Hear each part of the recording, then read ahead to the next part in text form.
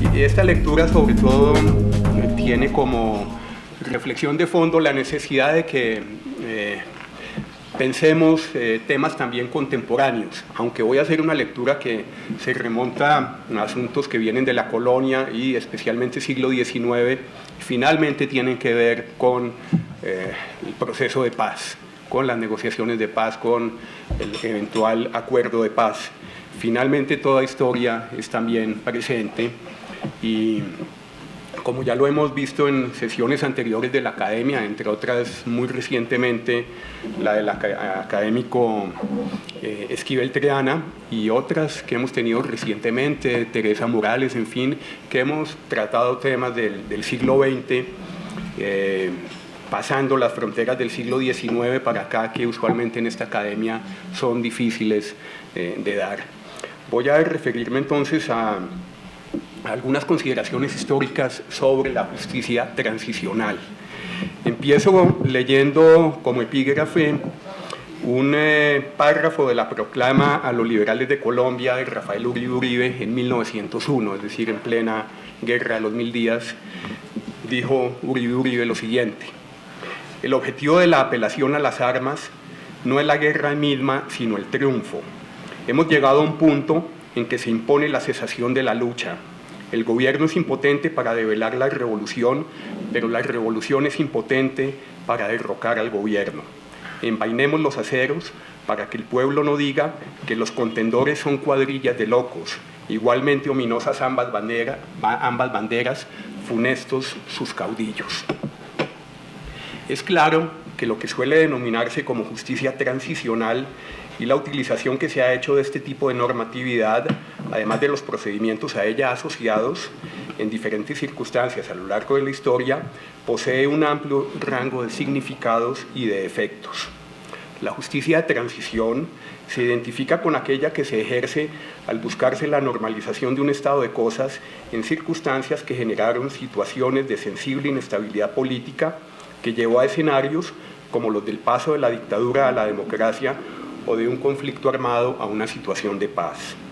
En ese entorno de justicia transicional, generalmente orientado al resarcimiento de las graves violaciones de los derechos humanos, es decir, la justicia restaurativa, se habla entonces de aspectos tales como el conocimiento de la verdad, la aplicación de la justicia, la reparación y la garantía de no repetición, elementos incorporados de diferente forma en las legislaciones de las sociedades que han enfrentado tales escenarios. El concepto moderno de justicia transicional es reciente.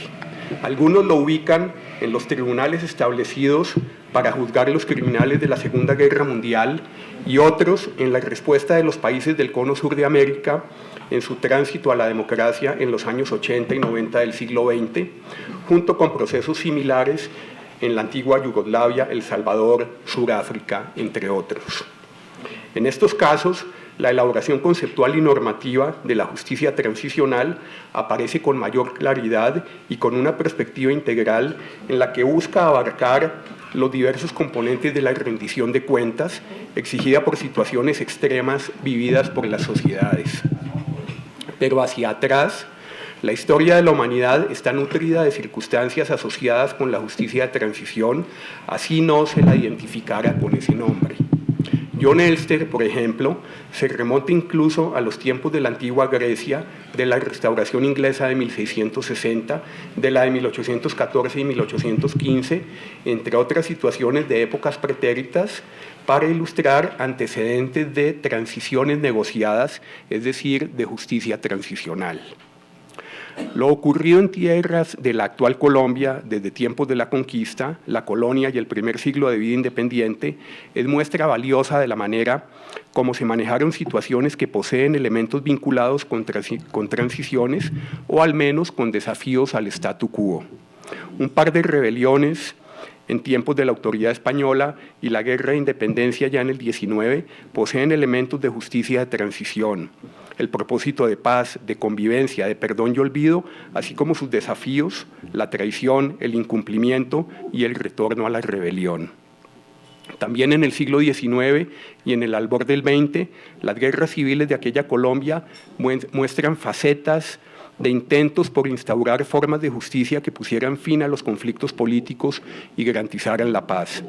El elemento reiterado por excelencia es el del perdón y el olvido, pero esa amnesia se centró en la dirigencia política y militar y olvidó a la población común y corriente. Una revisión de la historiografía ayudará a conocer la forma como se enfrentaron los momentos de paz y de posconflicto, los vacíos de investigación y las eventuales enseñanzas para el siglo XXI. Es sabido que a lo largo de la historia colombiana, entre 1830 y 1903, se produjeron 9 guerras civiles de carácter nacional y 14 de tipo local, además de cientos de pronunciamientos y levantamientos fugaces. En gran medida, aquellos conflictos se originaron en las desavenencias entre los bandos en contienda alrededor de la organización del Estado y en general su solución terminó plasmándose en una nueva constitución política que recogió los ideales de los triunfadores en materias como la estructura centralista o federalista, las relaciones Estado-Iglesia, el papel del Estado en la educación y la participación de los diferentes partidos en la vida política del país. Naturalmente, los asuntos sensibles y sus dimensiones en el siglo XIX son bien diferentes de aquellos que se debaten en la Colombia de hoy, aunque sin duda existen continuidades alrededor de problemas como la desigualdad, los despojos de tierras, las inequidades regionales, entre otros, y que condujeron a la violencia política de los siglos XX y XXI en sus diferentes etapas y manifestaciones.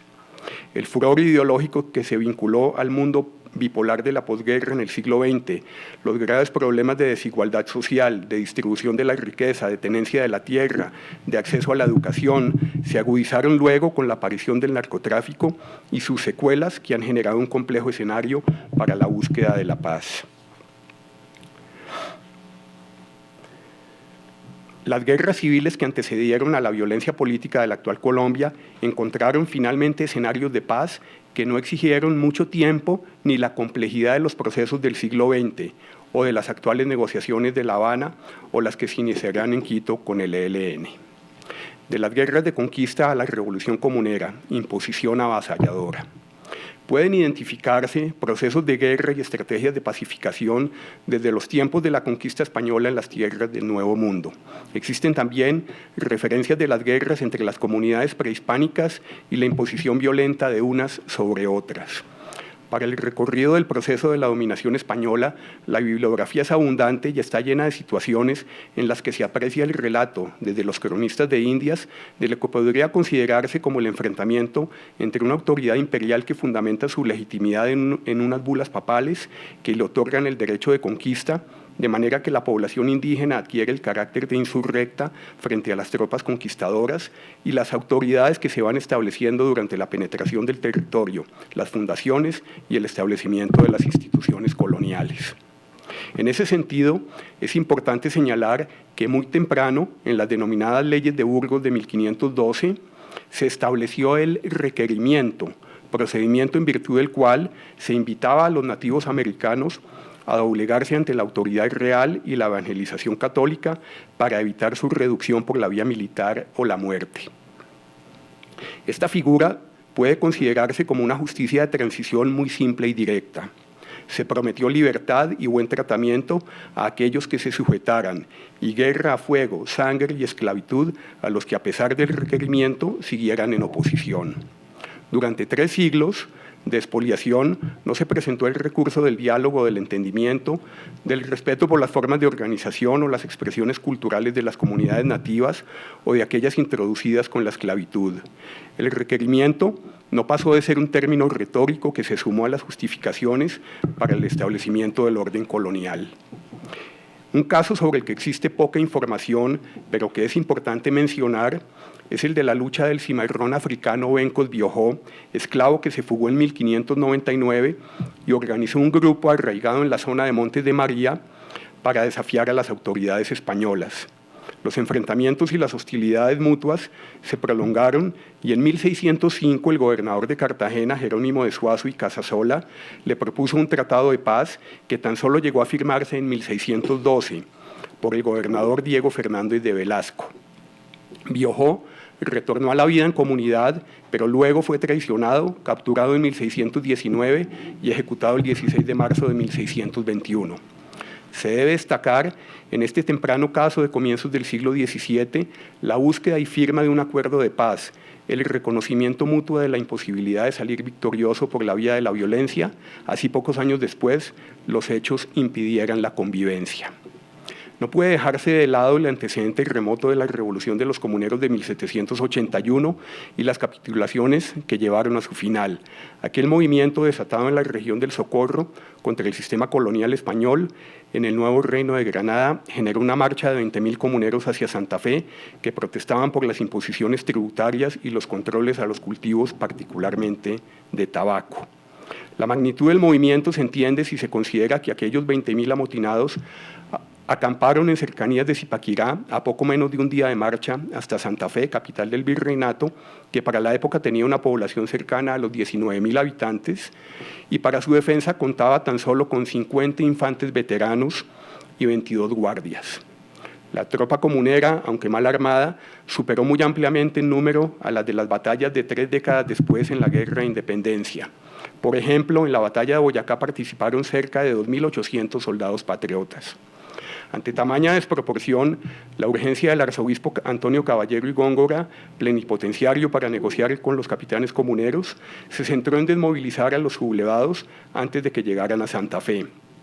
Como lo señaló el historiador John Ledy Phelan, la incapacidad de Bogotá para emplear con éxito la fuerza significaba que un movimiento local de protesta se había convertido en una revolución de considerable alcance territorial, la que puso en peligro, aunque solo fuera por unas semanas, los fundamentos mismos de la autoridad imperial. No voy a leer el detalle aquí de las capitulaciones, pero simplemente mencionar que el Tratado de Paz, las capitulaciones, fueron desconocidas a los pocos días por las autoridades virreinales. La intimidación fue el recurso utilizado para neutralizar aquella rebelión y volver al estado natural del régimen colonial. Se actuó con inclemencia contra los cabecillas del levantamiento y se hizo uso de mecanismos de coerción y de cohesión para doblegar los ánimos de la población insurrecta. En términos del siglo XXI, podría decirse que para la revolución de los comuneros de 1781 se diseñó y ejecutó una justicia transicional cimentada en el terror y que, por supuesto, no condujo a ninguna transición. El engaño, la traición, el pavor y la amenaza se coligaron para que la sociedad retornara a una aparente convivencia. El decreto de guerra-muerte, el armisticio de Trujillo y el tratado de regularización de la guerra, el trato a desertores, tránsfugas y traidores.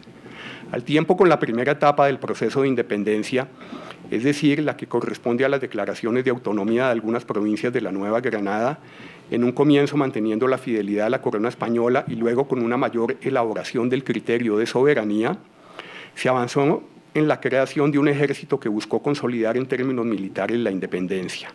El proceso no estuvo exento de múltiples desavenencias internas entre quienes, con el propósito común de emancipación, concebían diferentes formas de administración y de organización política del territorio.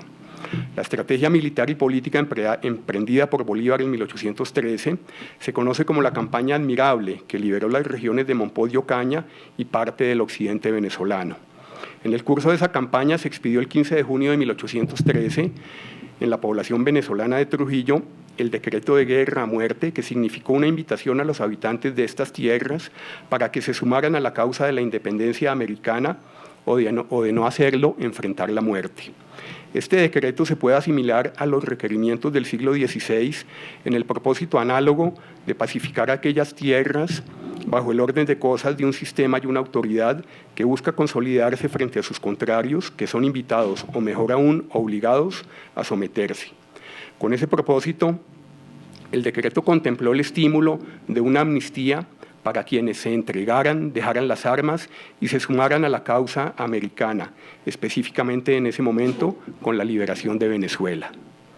La significación histórica del decreto de guerra a muerte es trascendental en términos de estrategia para lograr la independencia y la paz en circunstancias según las cuales la justicia exige vindicta, es decir, la búsqueda de un nuevo orden a partir del temor y la venganza, pero ofreciendo un indulto general y una amnistía.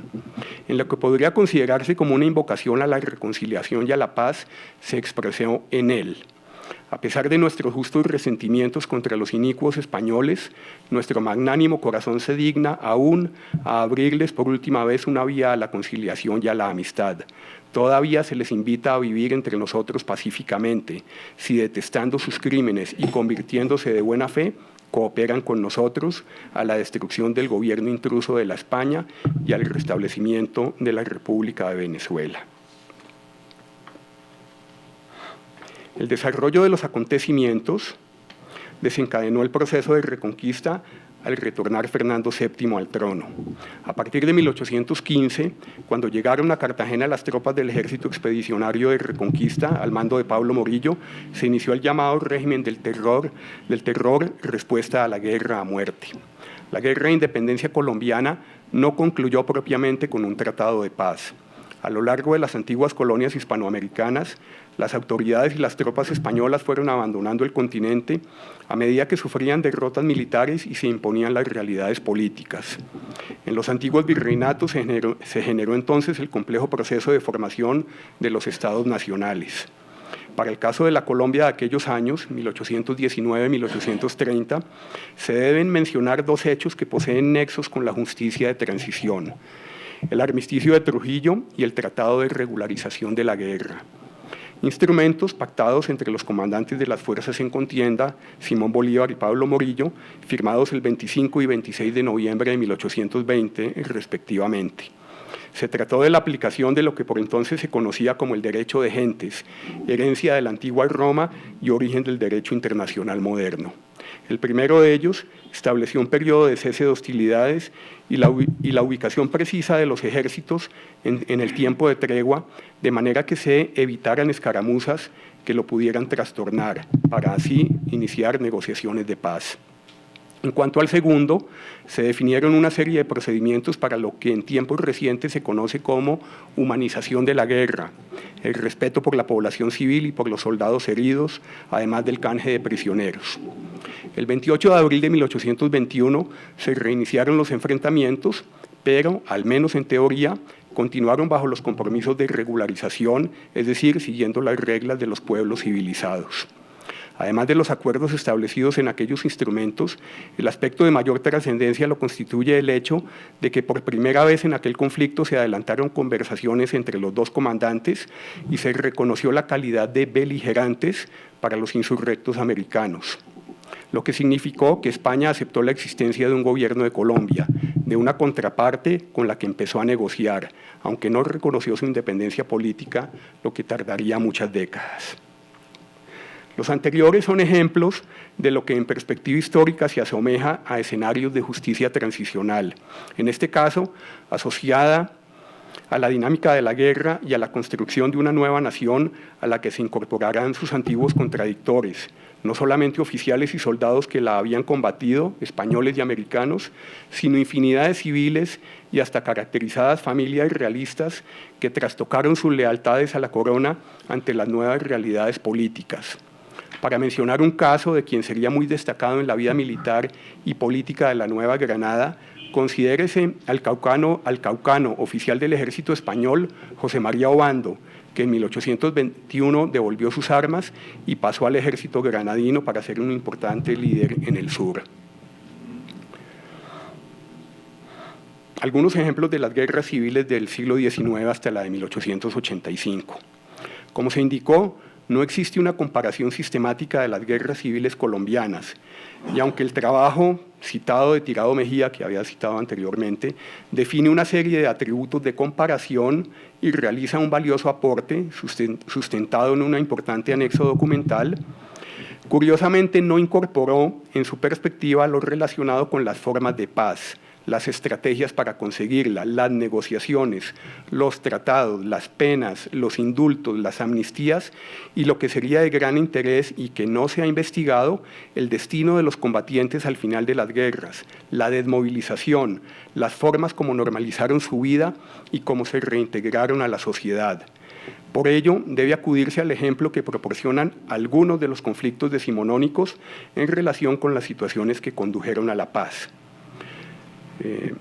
Una investigación a fondo que dilucidara de manera individual y comparada los caminos hacia la paz en las guerras civiles colombianas, así como el destino posterior de los combatientes en sus diferentes rangos, particularmente los considerados como facciosos, insurgentes, revolucionarios, insubordinados, insurrectos, entre otras denominaciones, exige un trabajo de archivo que escapa a los tiempos de este escrito. Entre otros, se deberían consultar en detalle los fondos sobre las guerras civiles, sobre los veteranos de guerra, las hojas de servicios, los procesos judiciales conexos con los conflictos, es decir, un universo grande de investigación en varios archivos del país. Una revisión de la historiografía sobre las guerras civiles colombianas muestra que, en general, los relatos se centran en las causas, los desarrollos militares, centrados en muchos casos en los protagonismos individuales, y concluyen con una rápida exposición de las negociaciones de paz, los eventuales tratados y poco o nada sobre el retorno de los revolucionarios a la vida normal. Algunos casos mencionados a continuación así lo indican. En la Guerra de los Supremos, 1839-1841, que se inició en el sur del país a raíz del cierre de los llamados conventos menores, que desató el levantamiento de la provincia de Pasto, se produjeron varias situaciones de perdón y olvido. Pedro Alcántara Herrán, comisionado del gobierno central, entró a Pasto sin resistencia ofreciendo un indulto, y luego de adelantar acciones de control del territorio en el sur del Cauca, retornó a Pasto en septiembre de 1839. En la región, los destacamentos nacionales redujeron a las guerrillas dispersas y se dispuso de nuevo de una amplia amnistía para todos los rebeldes. Sin embargo, la situación pronto tomó un cauce que involucró a buena parte del país. José María Obando se inmiscuyó en esta guerra debido a las acusaciones que se le hicieron alrededor de su culpabilidad por el asesinato de Sucre, pero fue derrotado y huyó para aislarse en Lima. Las guerrillas del Patía, fieles a Obando, fueron indultadas por el comandante del Ejército Sur, Tomás Cipriano de Mosquera, y al jefe guerrillero Sarriá se le indultó a condición de que abandonara el país. En otras regiones se apresó, juzgó y condenó a muerte a algunos supremos, dirigentes de aquella guerra contra los gobiernos de Márquez y luego de Herrán. En otras zonas, por ejemplo, en cercanías de Monpós, se expidió una amnistía general de la que se excluyó a los generales venezolanos rebeldes Santiago Mariño y Francisco Carmona, quienes salieron exiliados.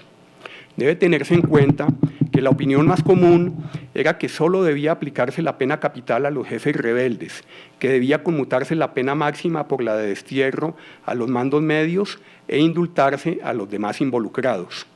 Es claro entonces que en aquel tiempo existía ya una reflexión sobre lo que ahora se denominan máximos responsables y la diferenciación en la cadena de mando de los insurgentes y, por tanto, en la consideración de las penas hacia los actores de ese conflicto.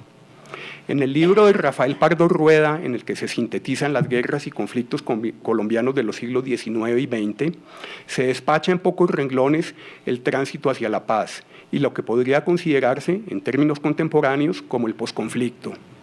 Así ocurre de nuevo con la breve guerra de 1851, que surgió como rechazo del conservatismo a las reformas modernizantes del gobierno de José Hilario López, entre otras la libertad de los esclavos. Contra la revolución liberal de medio siglo se alzaron Julio Arboleda en el Cauca, Eusebio Borrero en Antioquia, Mariano y Pastor Ospina Rodríguez en Cundinamarca. En esta guerra apareció otra vez la figura del indulto luego de unos meses de combates.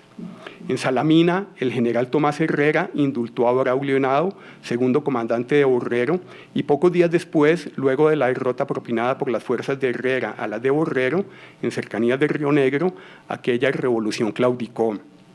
El general Herrera, autorizado por el gobierno, otorgó el indulto a todos los combatientes, exceptuados quienes ostentaban grados superiores a los de sargento mayor, pero fijó un plazo de 8 días para extender el perdón a quienes se presentaran a los gobernadores de la provincia. Borrero salió exiliado a Jamaica y en mayo de 1851 se consideró extinguida la rebelión. Un libreto similar se repitió en el caso de la dictadura de José María Melo, que con el apoyo de los artesanos duró cerca de 8 meses en la presidencia entre abril y diciembre de 1854. Para derrocarlo surgió otra guerra civil en la que ejércitos provenientes de varios lugares del país se dirigieron a Bogotá. Al entregarse, Mosquera pidió fusilar a Melo de inmediato, pero Herrán se opuso, se expidió un indulto limitado, cobijaba a los involucrados en el alzamiento, pero exceptuaba a los jefes, cabecillas o agentes principales de la traición y la rebelión, a quienes se les impusieron penas de expulsión del país de 1 a 8 años. Para el caso de la guerra de 1859 a 1862, ganada por Tomás Cipriano de Mosquera y los liberales radicales al gobierno conservador de Mariano Espina Rodríguez, debe señalarse que se trató de la primera en la que salieron victoriosos los rebeldes. Como resultado de ella, se fortaleció el régimen federal, se estableció un amplio sistema de libertades ciudadanas, se profundizó la separación del Estado y la Iglesia y se adelantaron importantes reformas en el marco de una nueva constitución política, la de 1863. En el curso de esta guerra se produjeron varias amnistías. La primera de ellas en la denominada Expunción de Manizales, el 29 de agosto de 1860. En ese momento, las tropas rebeldes de Mosquera se enfrentaron a las de Joaquín Posada Gutiérrez, jefe militar del gobierno, y acordaron una tregua en la que, entre otras, se convino que el gobierno general otorgará una amnistía a favor de todos los comprometidos en los movimientos que han tenido lugar en el Cauca contra las leyes nacionales, y Mosquera también amnistiaría a sus opositores. Ese particular perdón y olvido mutuos quedó sin efecto porque la expunción, es decir, armisticio, no fue aprobada por el presidente Mariano Espina Rodríguez y quedaron sin piso los proyectados decretos. La guerra siguió y Mosquera terminó por tomarse a Bogotá en julio de 1861 y se proclamó como presidente. La guerra civil de 1876 y 1877 fue un intento conservador para derrocar al gobierno liberal radical de Aquileo Parra. Concluyó en Manizales con el enfrentamiento entre las tropas de Julián Trujillo del estado del Cauca y las de Silverio Arengo de Antioquia, el 1 de abril de 1877. Como resultado de ese combate, Arango le propuso una tregua a Trujillo y este respondió de manera tajante. Dijo así Trujillo: Julián Trujillo: el estado al que han llegado las operaciones militares y después de haber mirado con desdén las ocasiones que se han presentado para terminar la guerra de modo pacífico, en ese estado, señor, no puedo aceptar esta proposición para poner término a la contienda armada, sino la de un sometimiento absoluto, franco y explícito al poder de las instituciones de la República. Por mi parte, si ese sometimiento tiene lugar, os ofrezco que el Poder Ejecutivo de la Unión concederá una amnistía o indulto a los comprometidos en esta lucha. En efecto, las fuerzas rebeldes no tuvieron más opción que el desarme, es decir, la entrega de armas y municiones, y por su lado, Trujillo avanzó en la amnistía prometida. En el Estado soberano de Antioquia se produjo en 1880 una situación muy curiosa en el marco de la breve confrontación en la que el liberal radical Jorge Isaacs se declaró el 1 de febrero de ese año presidente provisional del Estado y desconoció la autoridad del presidente conservador Pedro Restrepo Uribe. Años atrás, en 1867, Isaacs había publicado su famosa novela María, pero su vida continuó por diferentes ámbitos de la ciencia, la literatura y la política. Ante la participación del gobierno central en apoyo del presidente depuesto, Isaacs aceptó concluir su rebelión y él y Restrepo Uribe firmaron un acuerdo de paz en el que se estableció, comillas, la obligación de cada bando de expedir un decreto de amnistía a favor de sus opositores, cierro comillas. Bien señala Jorge Orlando Melo que no deben ser muchos los casos en que los jefes de un ejército revolucionario o rebelde amnistían a los miembros de un gobierno legítimo. Aunque en este caso, finalmente, el presidente Restrepo Uribe, al retornar al poder, no cumplió el acuerdo. Lo que recuerda Melo ocurrió de manera similar en 1860 con la expunción de Manizales. En diferentes momentos y circunstancias de la guerra de 1885 se presentaron situaciones en las que se buscó un avenimiento para entablar conversaciones entre los bandos en contienda. Sin embargo, según las relaciones de fuerzas, no siempre se logró. Ese fue el caso del intento de Ezequiel Hurtado por buscar una capitulación, ante lo cual Eliseo Payán respondió: diga a Ezequiel Hurtado que el gobierno del Cauca no entra en arreglos con rebeldes, sino que acepta incondicional capitulación. Exprésele además que el presidente del Estado está en vía de la cordillera para combatir y someter malhechores públicos. O se rinden y se someten al régimen legal, o se les persigue y captura a costa de grandes sacrificios por medio de las armas. A los pocos días, Hurtado, que venía de ejercer la presidencia de la República, fue capturado y desterrado a Centroamérica. Pero en otras ocasiones la estrategia fue diferente. Por ejemplo, luego del triunfo del gobierno en la batalla de Santa Bárbara de Cartago en febrero de 1885, el general Juan Nepomuceno Mateus, que un par de años atrás había sido secretario de Guerra y Marina y quien comandó en esa ocasión a las tropas gobiernistas contra las de los antioqueños, otorgó, luego de la victoria, un indulto a los comprometidos en la rebelión, concediéndoles el honor de llevarse sus espadas y cabalgaduras a casa. De manera que se expresó así el elemento simbólico del honor. En las postrimerías de esta guerra, después de la sangrienta batalla de la Humareda, se reunieron los comandantes enfrentados, Sergio Camargo Radical y Mateus, del gobierno de Núñez, y, por ejemplo, en sus memorias, Pedro Sicar expuso lo siguiente en su libro Páginas para la Historia Militar de Colombia, publicado en el año de 1925. Con exquisita cordialidad, cambiando abrazos, conferenciaron largamente sobre tratados de paz para poner fin a la guerra, manifestando el general Camargo que debía reunir un consejo de guerra de sus generales para someter a su aprobación lo convenido y que se suspenderían las hostilidades por 2 días para el objeto indicado. Hasta acá esas comillas. Sin embargo, no se logró el convenio porque el general Ricardo Gaitón Obeso se opuso y continuó sus acciones hasta ser capturado y, al parecer, envenenado meses después en prisión. Entretanto, en un acto muy criticado y que se llegó a considerar como traición, el general radical Sergio Camargo expresó en una nota del 8 de agosto de 1885 que, comillas, por consideraciones que no es del caso exponer, determiné separarme completamente del ejército para retirarme a domicilio pacíficamente. Hasta acá las comillas. Sin que nada más ocurriera, Camargo abandonó la guerra de un día para otro y su actuación no tuvo más repercusiones que las asociadas con su honor. Luego de meses de encarnizada lucha, de profundas divergencias ideológicas, de un momento a otro, Camargo se retiró de la guerra y retornó a su hogar, situación bastante curiosa en aquellas guerras fratricidas del siglo XIX, pero que en cierta forma no se aleja del tipo usual de finalización de esas contiendas, en las que las negociaciones de paz duraban pocos días y en forma relativamente rápida se formalizaban los acuerdos que conducían a indultos, en los que incluso, como se observó, se llegaba a permitir la tenencia de las armas por parte de los vencidos. Para el final de la guerra de 1885 se concedieron salvoconductos a los insurrectos, excluyendo, al menos en teoría, a quienes habían ido más allá de los delitos políticos. Los generales Camargo y Vargas no fueron juzgados por haberse entregado voluntariamente y así terminó sin pacto ni amnistía esta revolución. Tratados de paz y normalización política en la guerra de los 1000 días. Y leo acá una parte de una carta de Felipe Zapata y Clímaco Vargas a Miguel Camacho Roldán, fechada en Londres en 1902. Un tratado de paz entre un gobierno y una revolución que depone las armas es una obligación moral que no puede tener otra garantía que el honor.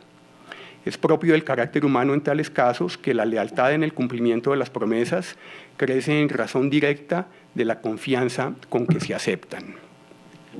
De una breve guerra civil que duró un par de meses, entre enero y marzo de 1895, en la que los liberales no lograron derrocar al presidente Miguel Antonio Caro, se pasó 4 años después, en 1899, a un largo conflicto conocido como Guerra de los 1000 días. En este caso, el conflicto comenzó con el pronunciamiento del general liberal Juan Francisco Gómez Pinzón el 17 de octubre de 1899 y concluyó con la firma del Tratado de Wisconsin el 21 de noviembre de 1902, aunque continuaron algunos enfrentamientos aislados hasta el 1 de junio de 1903, cuando el gobierno declaró el restablecimiento del orden público. A lo largo de esta guerra se produjeron intensas acciones militares y su desarrollo se suele dividir entre una etapa de grandes enfrentamientos de ejércitos y otra de combates de guerrillas. En la primera fase, las dos grandes batallas fueron la de Peralonso y la de Palo Negro.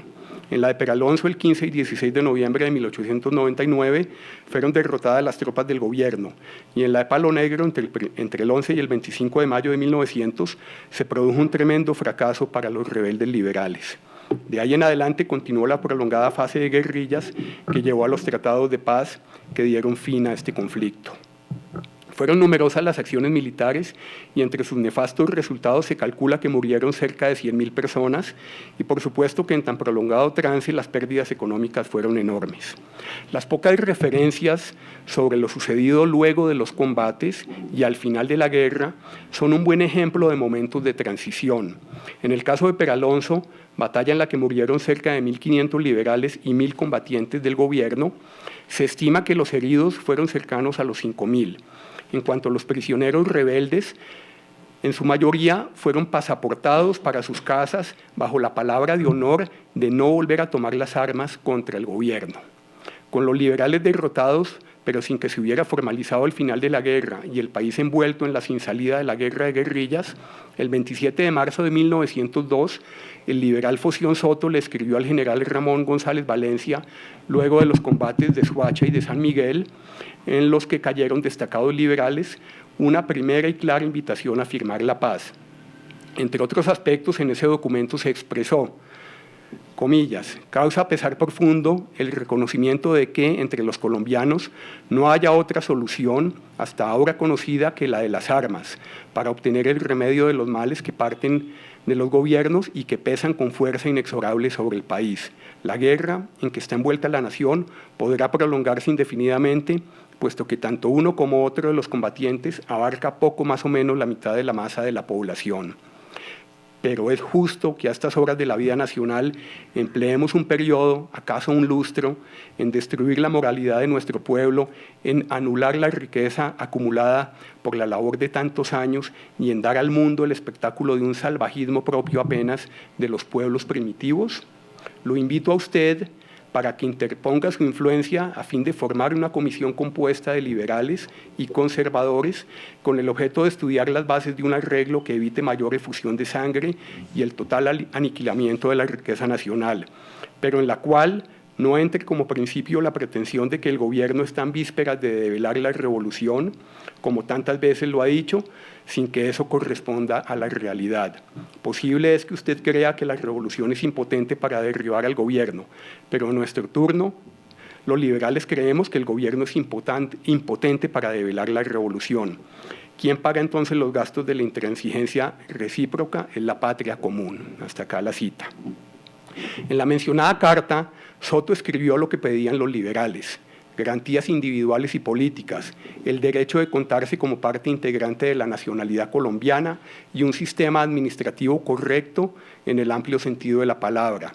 Exigimos la participación que de derecho nos corresponde en la administración pública. Un grupo de destacados liberales pacifistas le escribió al vicepresidente Marroquín una nota en similar sentido el 23 de mayo de 1902, pidiéndole considerar ese memorial encaminado a buscar la manera de pacificar la República sin desdoro para el gobierno y sin humillaciones para los vencidos.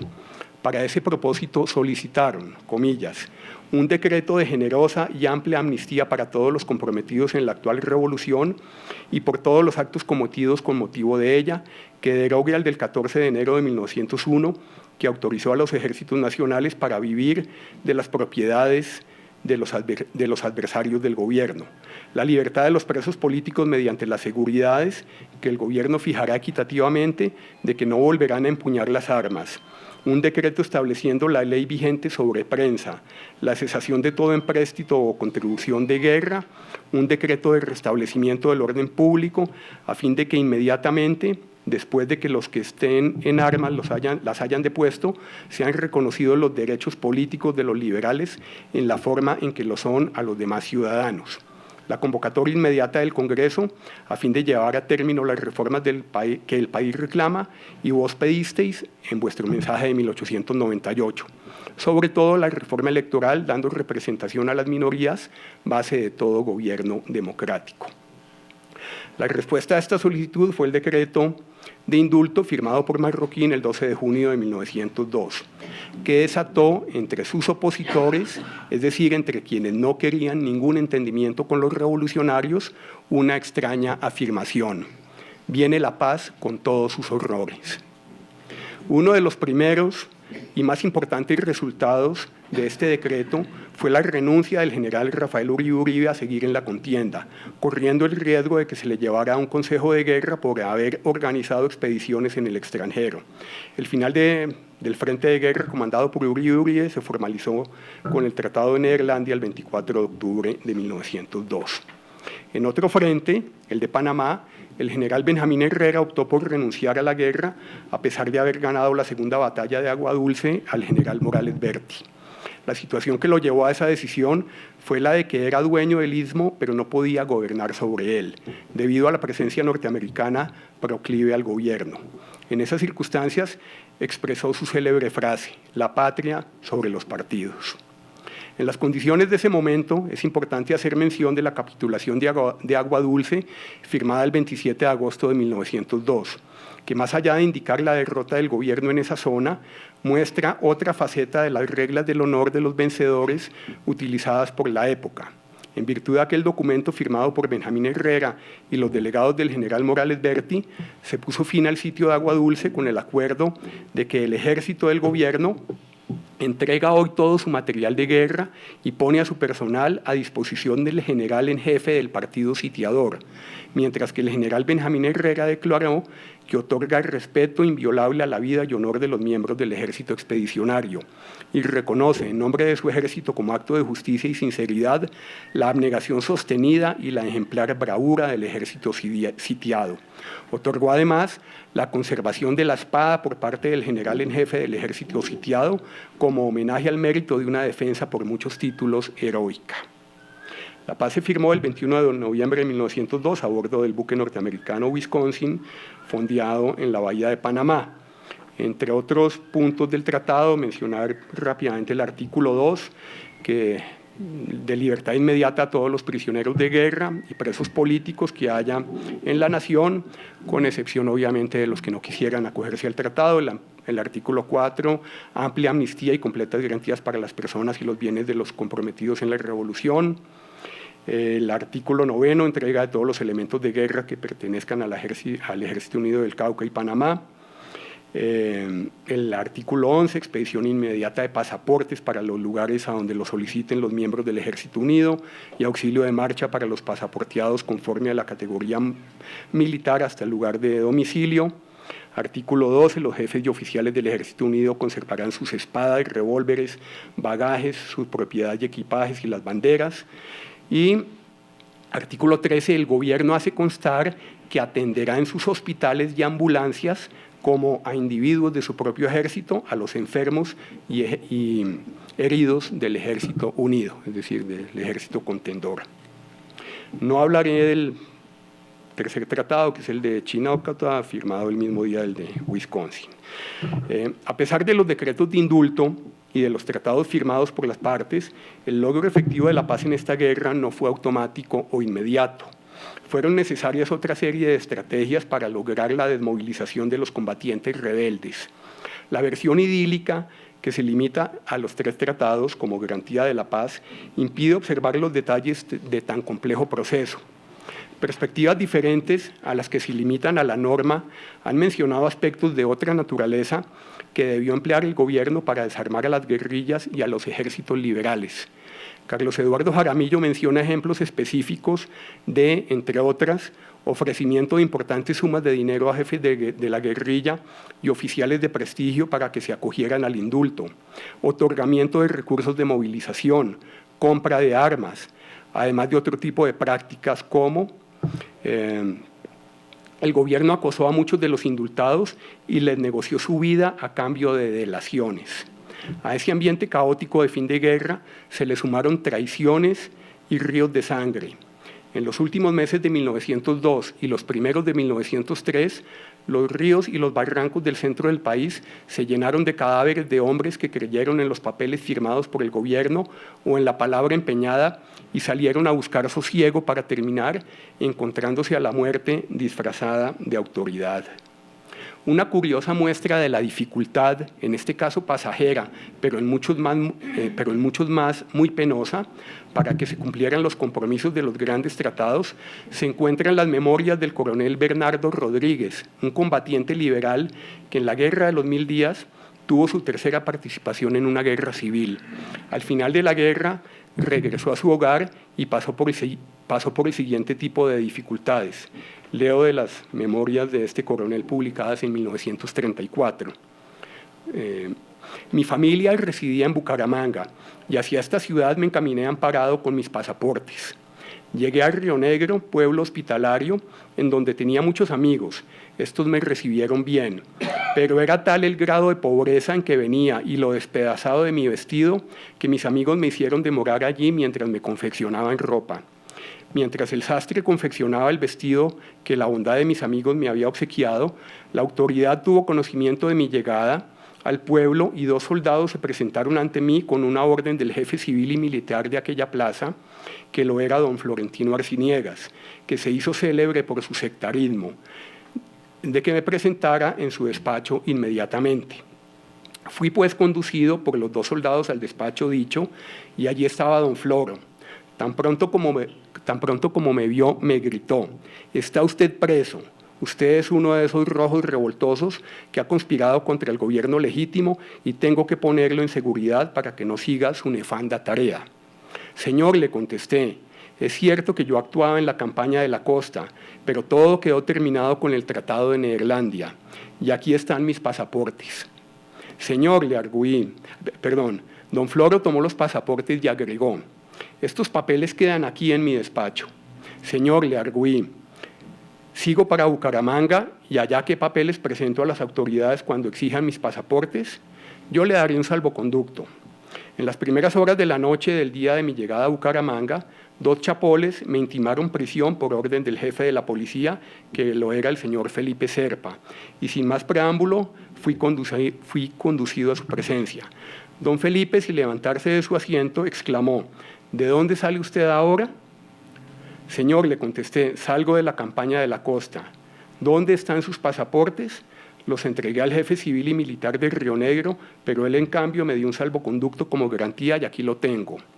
Lo presenté y don Felipe lo tomó en sus manos y sin darle lectura lo volvió trizas y lo arrojó al suelo. Después de haberme sometido a un largo interrogatorio sobre las causas que me impulsaron a lanzarme a la guerra, a lo cual le contesté que como liberal había salido a defender mis ideas, ordenó llevarme a un calabozo inmundo, sin cama y sin alimento, y allí pasé esa fatal noche.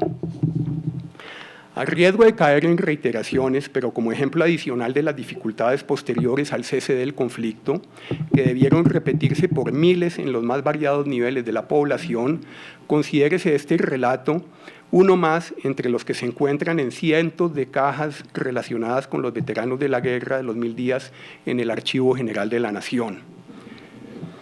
Esto es el coronel Juan C. Casteblanco, dice lo siguiente: «Una vez pasaportado en Zapatoca, emprendí el viaje enfermo, a pie y de limosna. Después de 19 días llegué a mi hacienda de Soracá, donde había dejado a mi familia.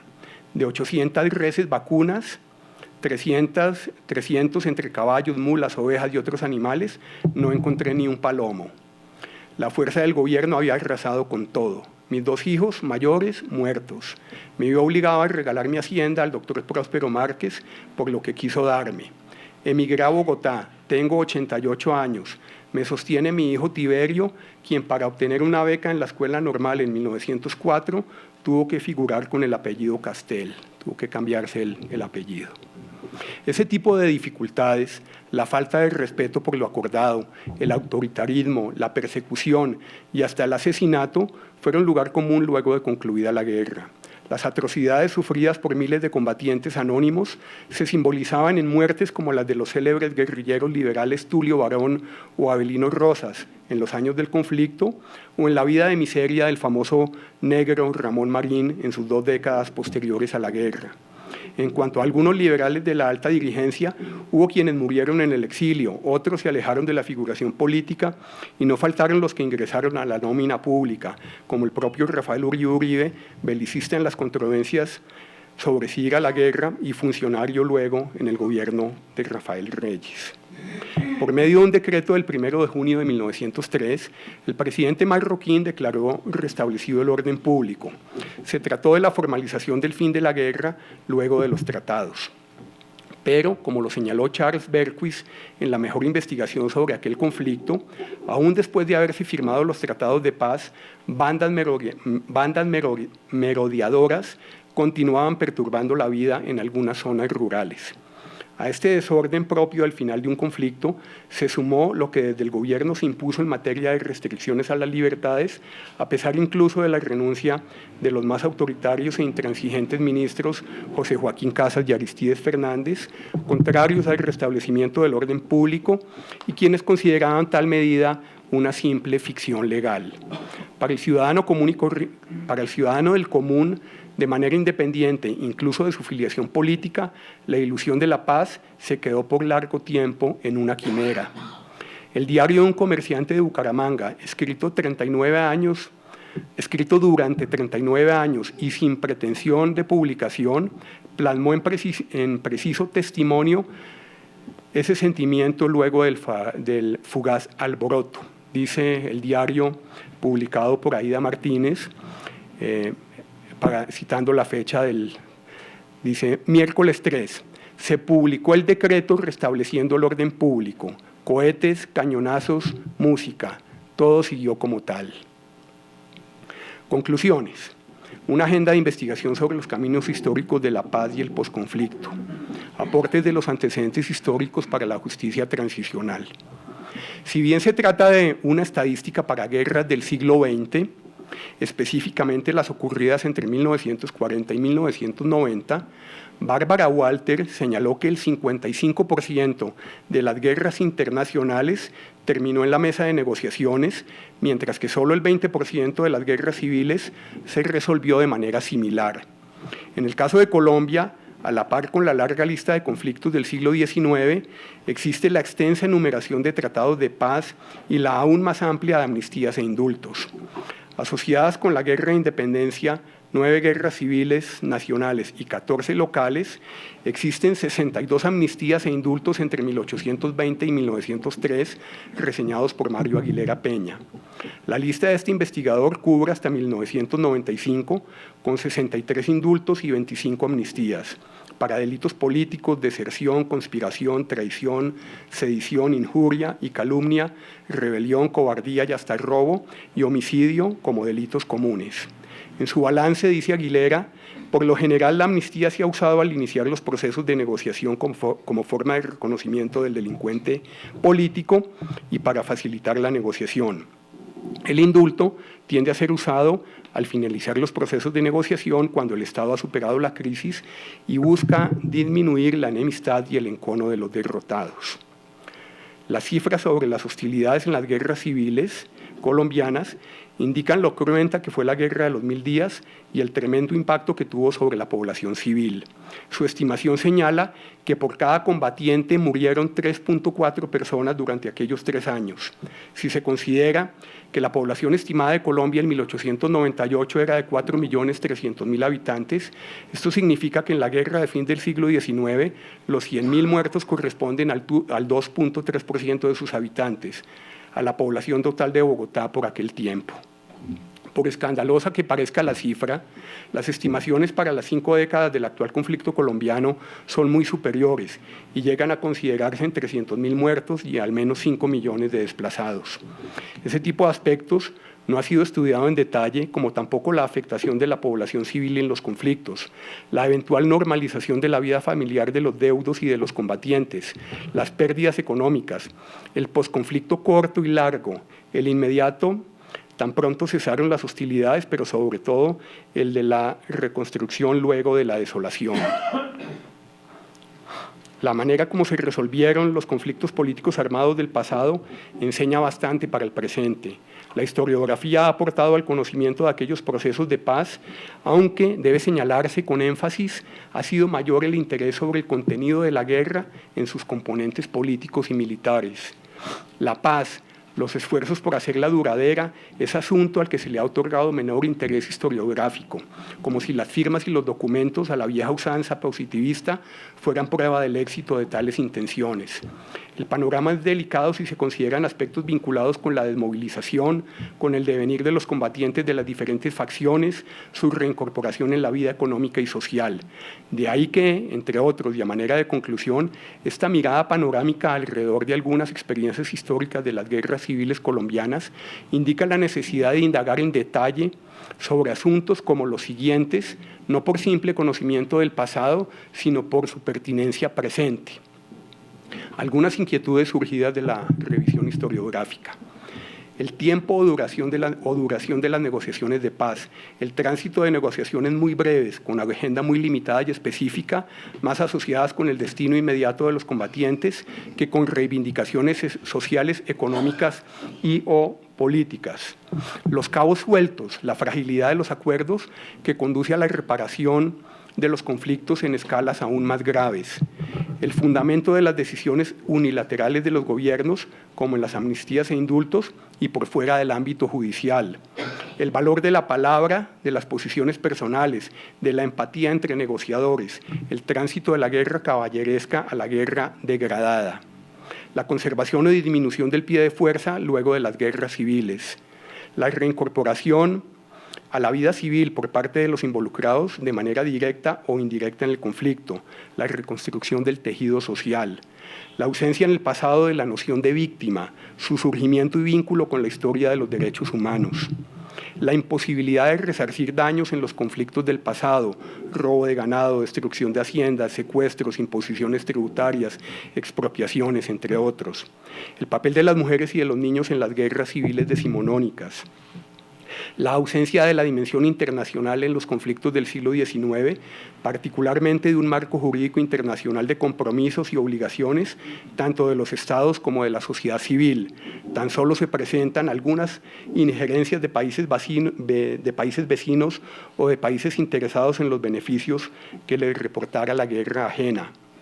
Ausencia de la perspectiva moderna de justicia transicional asociada con los conceptos de verdad, justicia, reparación y garantía de no repetición.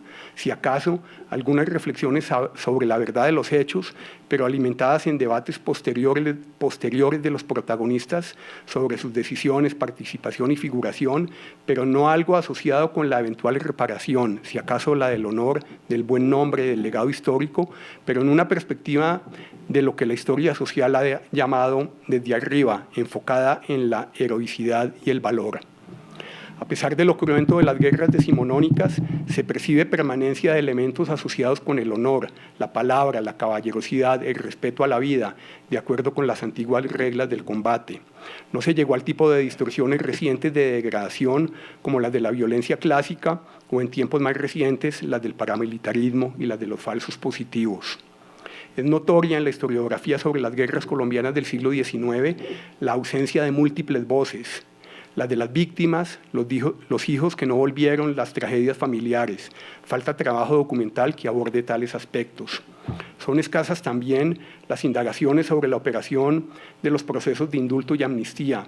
Además, la manera como se desligaron ciertos delitos de aquellos de tipo político y qué sucedió con quienes los perpetraron.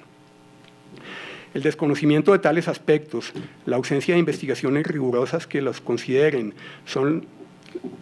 abrirían la puerta para son los que abren la puerta para lo que apuntó en su diario el comerciante Bumangués el 3 de junio de 1903, y que permítanme lo repito porque sintetiza bien buena parte de lo dicho. Se publicó el decreto restableciendo el orden público. Cohetes, cañonazos, música. Todo siguió como tal. Muchas gracias.